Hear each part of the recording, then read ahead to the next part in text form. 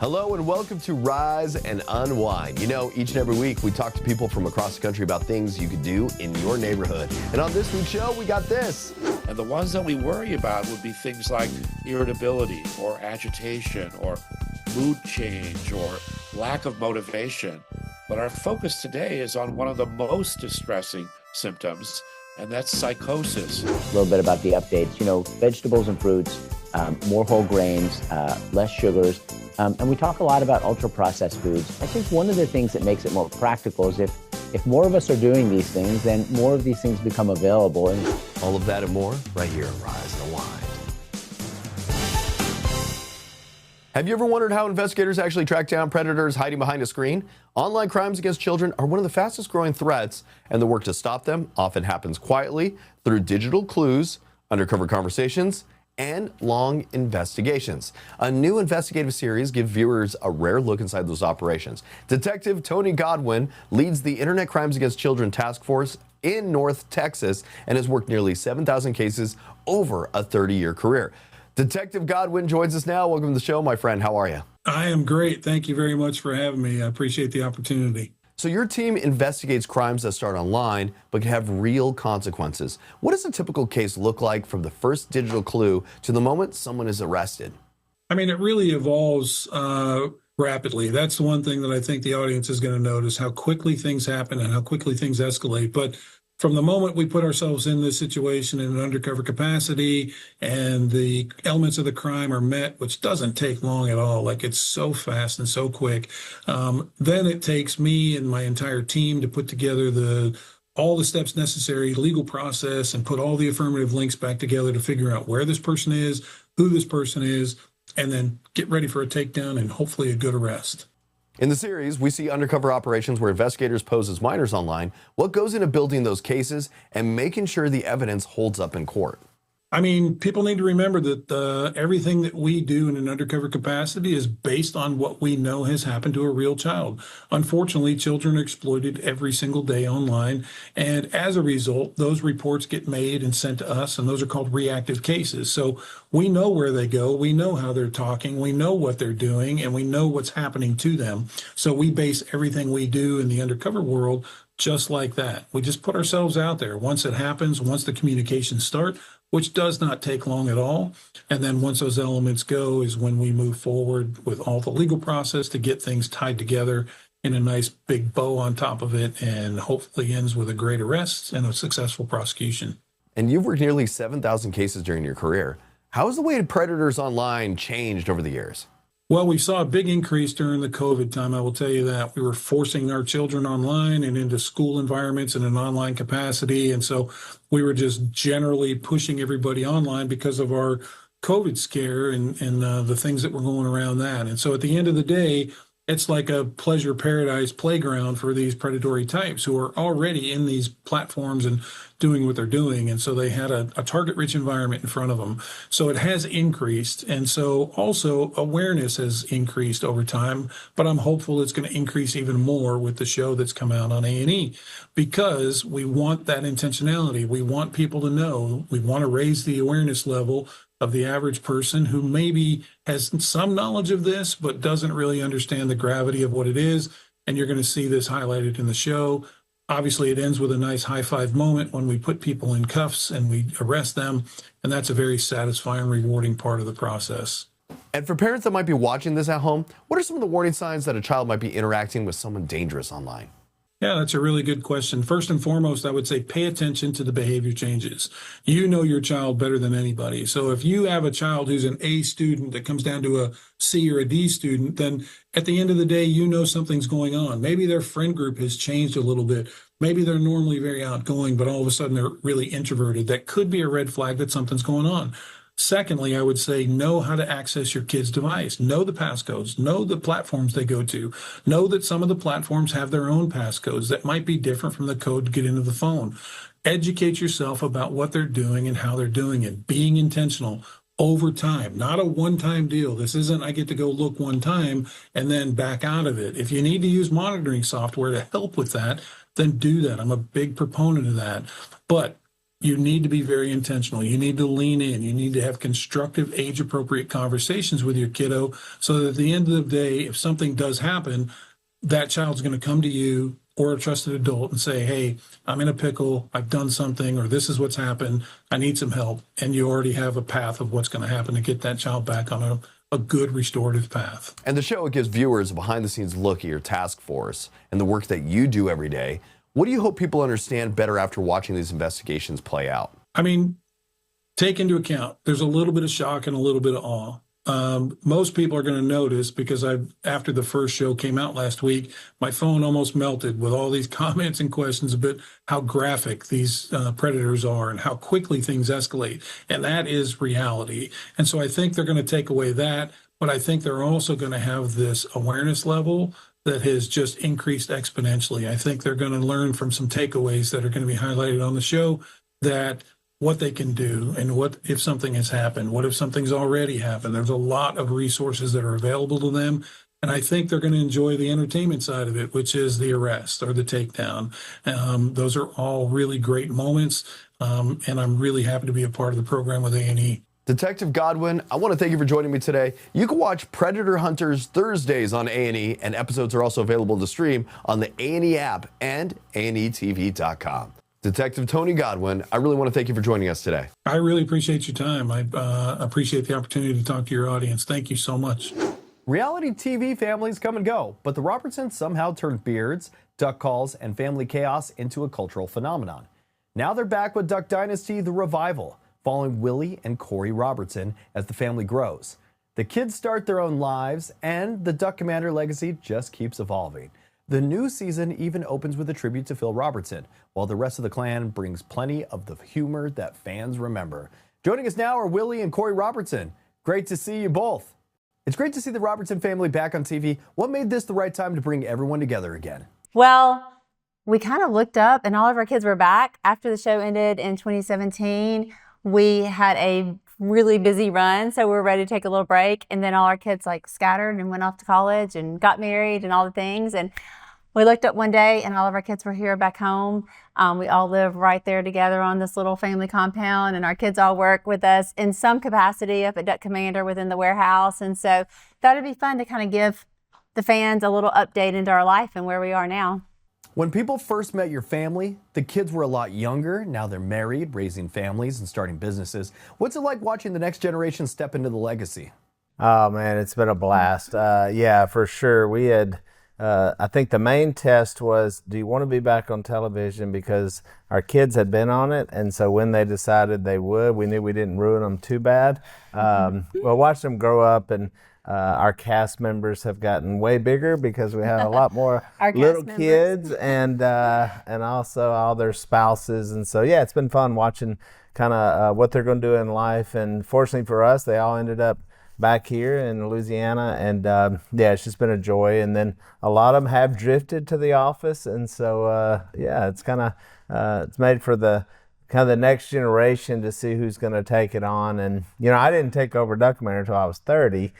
Grew up in the business, never saw myself working here when I was 30. That's when Korie and I came back and actually started working full-time for the company. So they're right about the age to where we were, and we're going to see who's next potentially to jump into the business. Duck Commander has always been at the center of the show. How has the business changed as the next generation gets involved? Well, we're still right here in our Duck Commander warehouse. We're still making duck calls right here in West Monroe, Louisiana. But now the family business has expanded quite a bit. Sadie's Live Original, her whole women's ministry is there. John Luke's into coffee. Bella's actually running our store and our museum. Will and Abby are back. Spoiler alert, Will and Abby made back this season. So everybody's right there, but everyone is doing different things.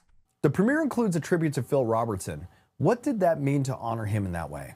Yeah, it was kind of crazy because the week that the actual new series started, season 1, was the week that Phil actually passed away. And so it was literally a passing of the torch from Phil and that generation down to the next. And so we just thought it'd be awesome to start out season 2 honoring him. And we see some great parts of the show on there. I mean, it's like tons of real moments. And then also we had to kind of make it Robertson, and we had some tributes to Phil, some competitions like we like to do.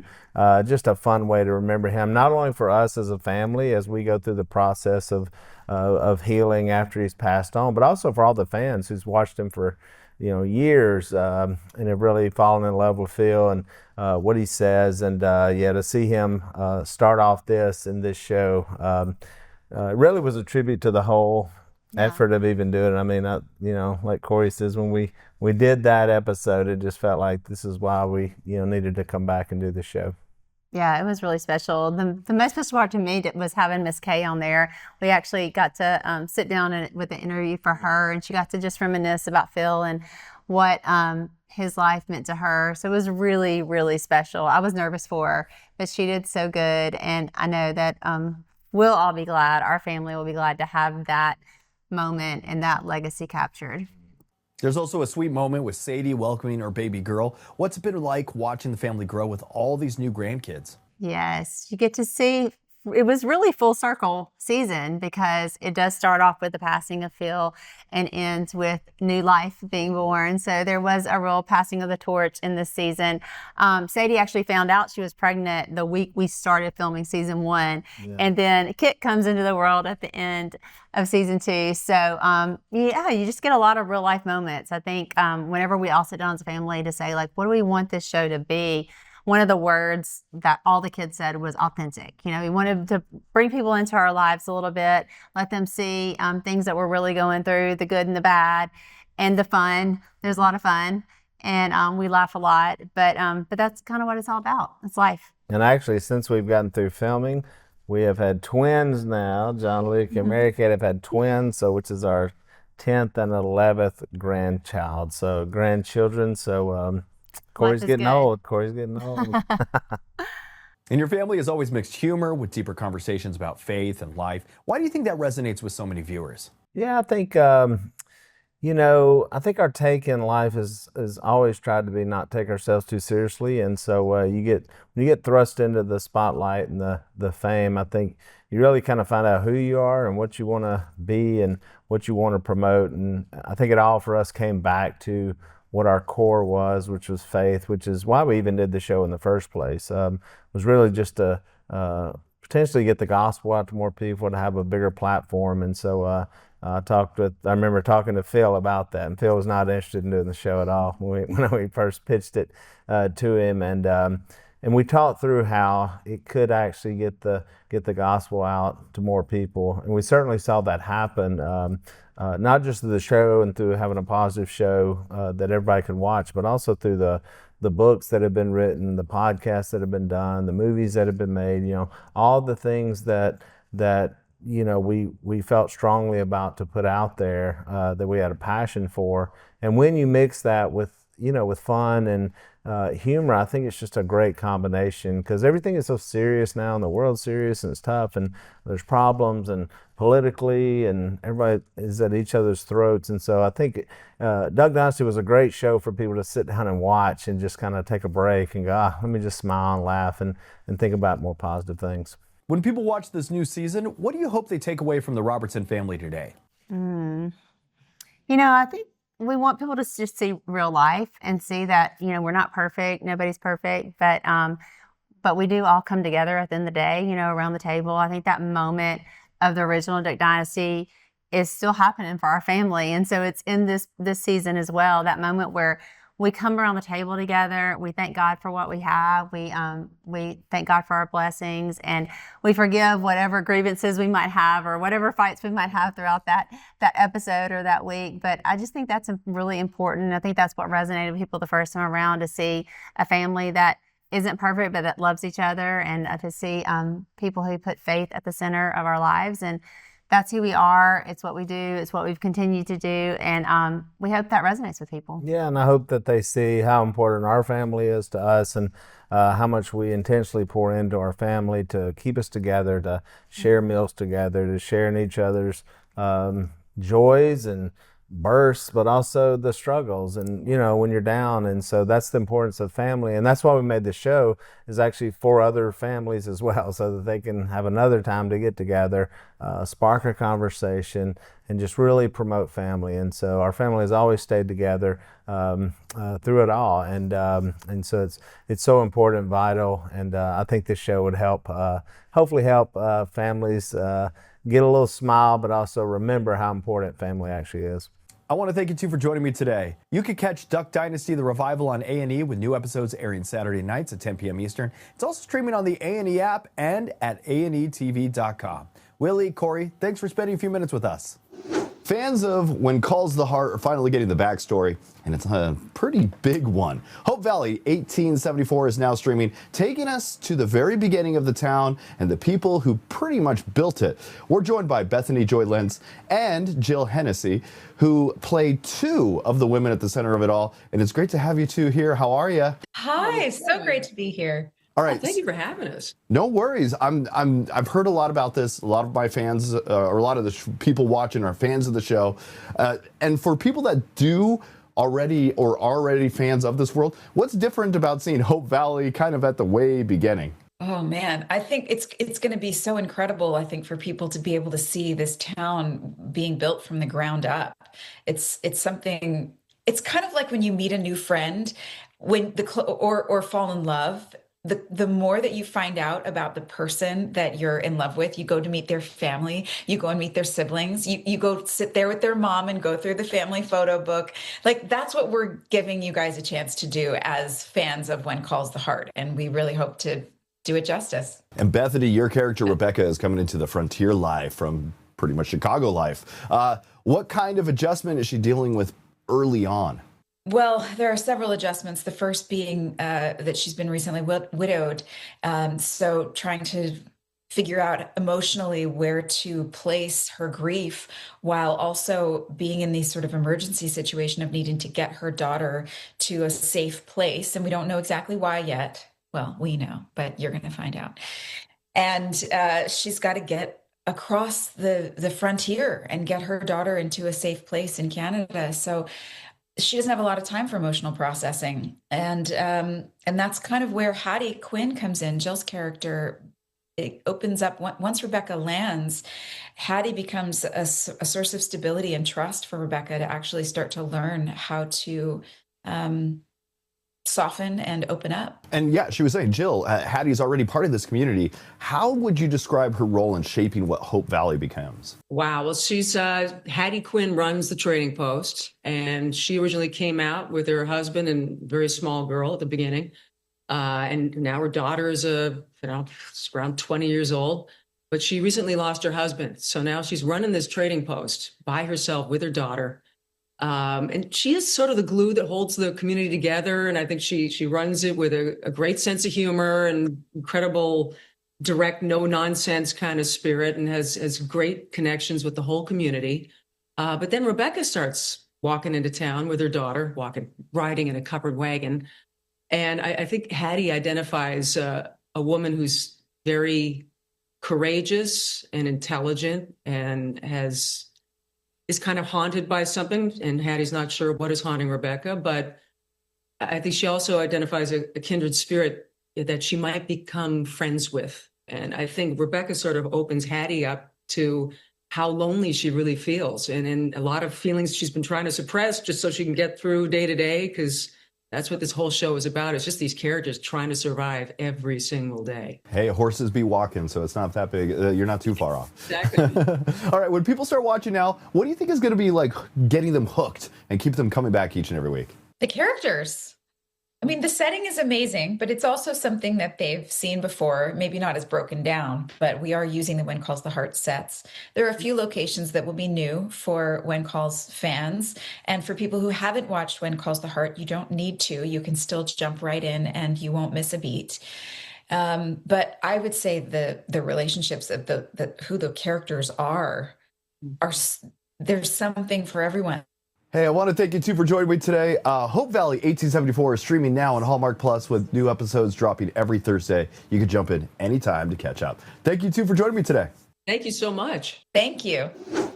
Every few years, we get this reset on eating healthy and what it actually means, and it usually comes with a few surprises. The American Heart Association just released its 2026 dietary guidance, and it has a big focus on everyday habits that actually stick. Today, we have Dr. Amit Khera, who has helped lead this update, and he joins us now. Welcome to the show, Dr. Khera. How are you? I'm great. Thank you for having me. All right, can you give us a quick version of what changed in the 2026 guidance that people will notice right away? Well, first let me set the stage that, it's been 5 years. It's really important to make sure that these are scientifically based and we're updating. And, most of it is the same. And that's a good thing because it means we're consistent. But one thing, we'll talk about some nuances, but one of the things we're emphasizing is heart health throughout the life course, really starting in childhood and maintain those habits to keep a healthy lifespan. And there's always this big gap between advice and real life. How are these recommendations designed to be a little more practical? Well, I think, if it starts, we think about what these recommendations are, a little bit about the updates, vegetables and fruits, more whole grains, less sugars. And we talk a lot about ultra processed foods. I think one of the things that makes it more practical is if more of us are doing these things, then more of these things become available and it's easier. Right now, the default option ends up being a lot of unhealthy things. And the more that we demand for these things and really, with our pocketbooks are making those choices, we'll get more access to healthy foods, which will make it easier for all of us. So we're hearing more about plant-based eating. How big of a shift is that in this update? Well, it is something we absolutely focus on. First, starting with vegetables and fruits. If we had much of our plate there, we'd be quite healthy. When we look at protein sources, there's many different sources of protein. When we look at plant sources, those seem to be the healthiest. Thinking about beans, lentils, nuts, those are great sources of protein and can be very healthy. All right, and if somebody wants to make 1 or 2 meaningful changes, where should they begin? Yeah, I do this myself. Every meal I say, did I have vegetables and fruits with every meal? Did I intentionally reach out to do that? If I'm doing that, I'm already halfway there in terms of overall health. The other thing is making a plan. When you don't make a plan and just grab what's easy, you're probably not going to make a great choice. So just planning ahead during the week, I do it every Sunday about how my meals are going to go that week, and they're tastier and I enjoy it more and I'm healthier for it. All right, Dr. Khera, where's the best place to dig into the full guidance? Great. If you go to heart.org/healthy diet, you'll find a lot of good heart health information and healthy diet information. Dr. Khera, I want to thank you for joining me today. Thanks for having me. We tend to think of Alzheimer's as memory loss, but for a lot of families, the bigger challenge can be the behavioral changes that come along with it. Things like hallucinations, confusion, even fear, and they can show up in ways people aren't expecting.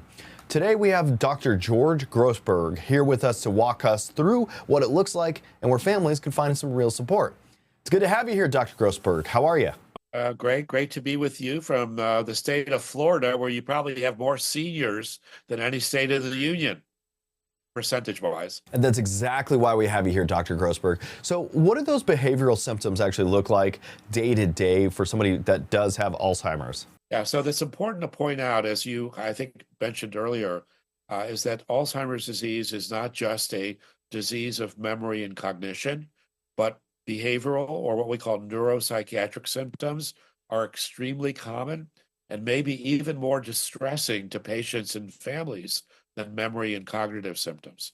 And the ones that we worry about would be things like irritability or agitation or mood change or lack of motivation. But our focus today is on one of the most distressing symptoms, and that's psychosis in Alzheimer's disease, where people actually can hallucinate. They can respond to things that aren't there. They can see things, they can hear things, which is very distressing. Or they may have like paranoia or fearfulness or suspicion, or they might feel that their family's trying to harm them instead of maybe trying to help them. These are called psychotic symptoms in Alzheimer's disease. They're extremely common and they're quite distressing. So how common is this, and what tends to catch families off guard the most? Yeah, so about half of individuals sometime during the course of the disease will develop psychotic symptoms. They can be of varying intensity.